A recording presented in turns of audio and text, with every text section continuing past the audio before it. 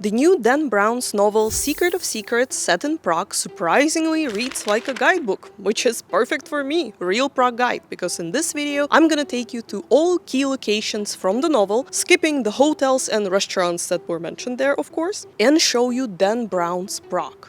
Alright, let's start exploring.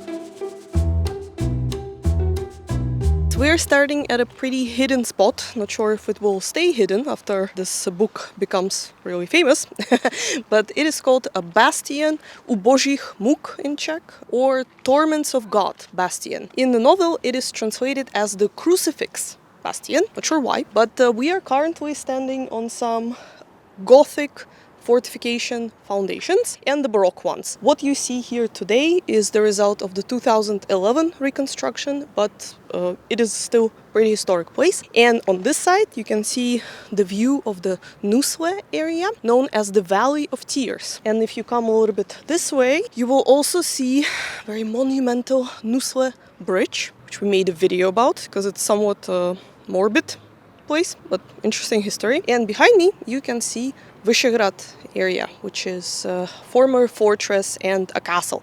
We've done a video about that one as well. Alright, so let's have a look.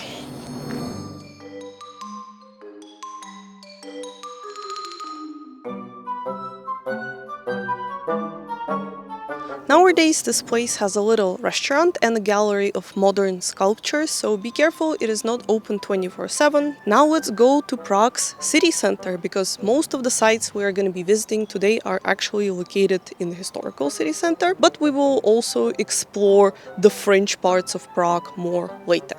Let's go.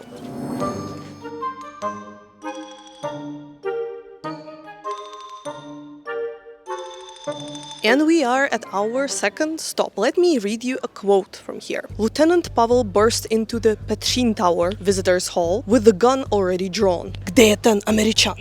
Where's that American? He shouted in Czech to the attendant behind the counter. The frightened woman backed up, dropping the stack of brochures she was arranging in the countertop display. First, let me tell you about the Petřín Tower. Obviously, it is a very famous attraction in Prague, and the tower itself is just a little older than its inspiration, the Eiffel Tower of Paris. People here like to say that this tower is actually taller than the Parisian one, but that's because it's standing on top of a tall hill, and the height is counted including the hill as well. It is a lookout tower, you can visit it, just make sure to book your tickets ahead of time because it is quite popular. You can also combine it with a visit to the mirror maze, and that way you can save a little bit of money. The name Petřín comes from the Latin word Petra, which means stone, because this is where they used to have a stone quarry, even in the Middle Ages. This is where, for example, the stone for some of the Prague castle buildings came from. It's also true that it used to be a place for some pagan rituals. There was probably a temple celebrating pagan god of fire that later was rebuilt into the Christian temple celebrating Saint Lawrence. Kind of grim, considering the fact how Saint Lawrence died.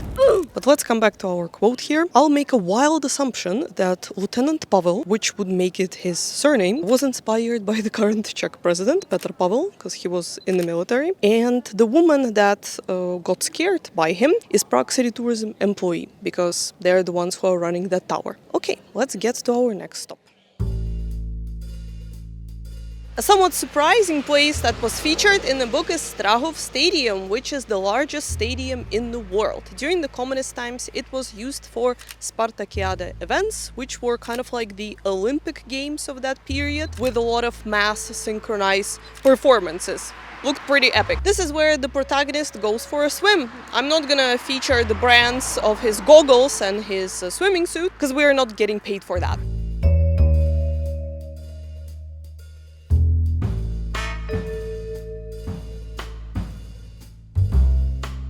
Right now we are at an iconic location in Prague called Charles Bridge. It is the oldest still standing bridge in Prague that was established in 1357. You will notice that there are 31 mainly Baroque statues on this bridge, but there's only one made of bronze. It's very easy to tell it apart because it's completely green. And it is the statue of Saint John of Nepomuk. If you read the book or watched any of our videos, you know that a lot of people come to the statue to make a wish. It is all connected, of course, to the story of Saint John of Nepomuk, because he was general vicar of the Catholic Church who was tortured and then thrown from the bridge to Vltava River by King Wenceslas IV's guards. According to a legend, it was because he refused to reveal the secret of the Queen's confession to him. But if you read history books, you learn that it was more political than that. Nevertheless, on this relief, you can see Queen Sophie in the confession booth, and then there is a puppy. So the place where Saint John of Nepomuk was actually thrown from the river is down this way, is a little plaque where you can see him floating in the water. And this statue was erected in 1683, which makes it the oldest still standing statue on the Charles Bridge. So it's definitely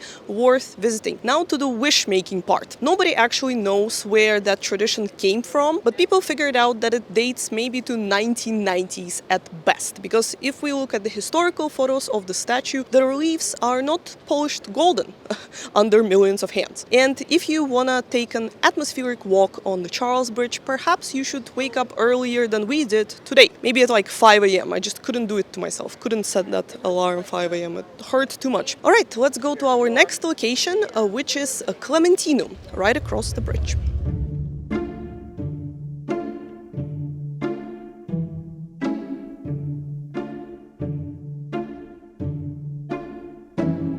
Here we are, guys, Clementinum Library. This one is not going to be as easy to visit as it might seem from the book. Priority is given to online reservations, so make sure to get your tickets in advance. The Baroque library was established by the Jesuit order that was put in charge of education in the 16th century. The tour of Clementinum includes the astronomical tower and the library, but be careful, no entry to the library is permitted. You will only be given time to snap a photo before moving on to preserve the humidity levels of the historical interiors. Library tours are extremely popular, especially the ones at 9 a.m. because you can get 50% off with an early bird discount. So we don't recommend lining up for them, as they will most likely be sold out. Make a reservation in advance.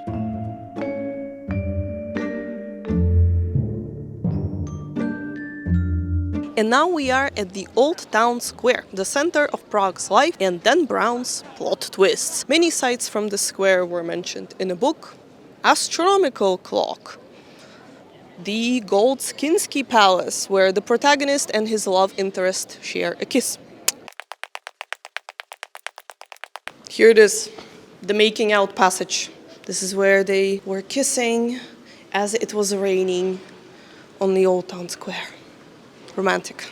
The Black Angels Bar. I know we were promising no promotions. There have been enough of those in the book. Just wanted to talk about it because this is a famous touristy place because of the rooftop terrace u Prince. We've been there on our channel before, quite pricey. But I had no idea that the bar was also famous because of some drink recipes. I only heard rumors that it's a famous place.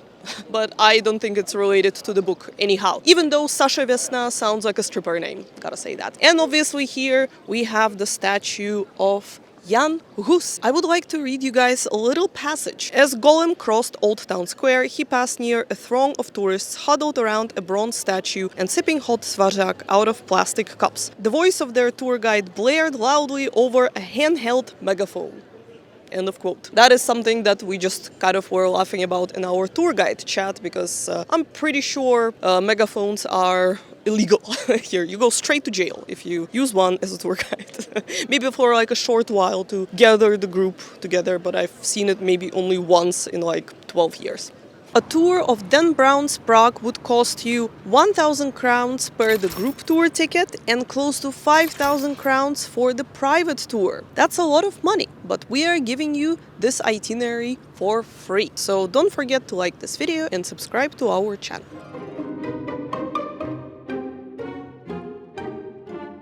In the passage that we've just read, there was a big name dropped. Golem. Golem is a mystical creature that was protecting Prague's Jewish quarter. Totally worth visiting. Jewish quarter sites were also mentioned in the book, such as the Old New Synagogue, and of course the Old Jewish Cemetery, which is right across the street from here. The only baffling thing for me and Václav and our colleagues tour guides who read the book was the spelling of the word golem. Kind of looks like a typo, except it's a persistent one.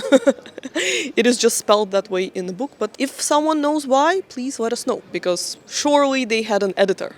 Prague Castle is the next spot you absolutely can't miss, even if you haven't read the book. We will be visiting Prague Castle in our next video, so make sure to subscribe to our channel to see it first. The dripstone wall of the Senate Garden is a mysterious location said to have secret corridors and a strange influence on its observers, making people feel nauseous and giving them nightmares, according to Dan Brown. Not sure about that last part, but the corridors are a proven thing, and the wall does actually have some scary animal faces in it, so don't worry, you're not hallucinating. And we have a debut on our channel. Right now we're standing in front of the Czech Museum of Literature, which is located in Peček Villa. So for a little context regarding the book, the villa that the author mentions is the one which is currently used as a house of the US ambassador, so it is not so easy to film that one. In fact, the US embassy is also mentioned in the book, but we cannot film that either. So I decided to bring you here because this is also the villa that used to belong to the same family. So let's talk a little bit about them.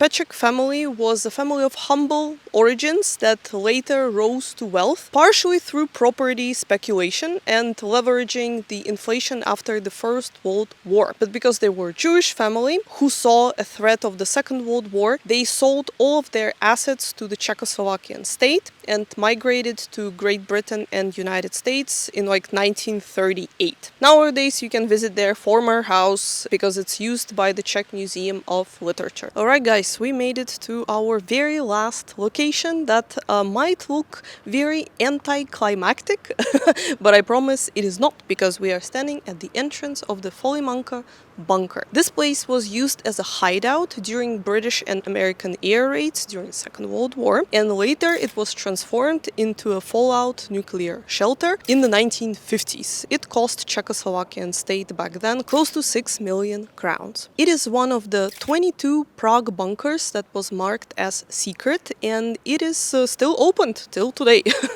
They run tours once a month. They're absolutely for free. And of course, since we are talking about the bunker, we couldn't possibly leave you without showing you the famous ventilation unit of the bunker that was transformed into R2-D2. Yeah, R2-D2 has been going through some rough recently. It's passing the smell check, but barely. Barely. Do you want? If you want to see it, you can. You don't have to, honestly, because that was a pretty sweaty climb.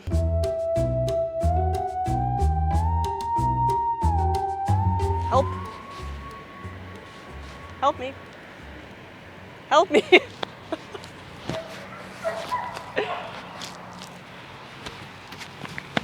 Alright guys, that was it. What did you think about the book? Have you read it yet? Let us know your honest opinion in the comments. Just for the record, we are not paid by Prague City Tourism or Dan Brown to promote this book. We just thought it would be an interesting topic, considering some people were asking us about it. The most surprising fact that I've learned from it was about the echelon surveillance system that was one of the conditions for Czech Republic to join NATO. That meant that thousands of cameras were installed all around the city. Didn't learn about that in the guiding school, Alright guys, thank you for watching, and we will see you in our next video. Bye!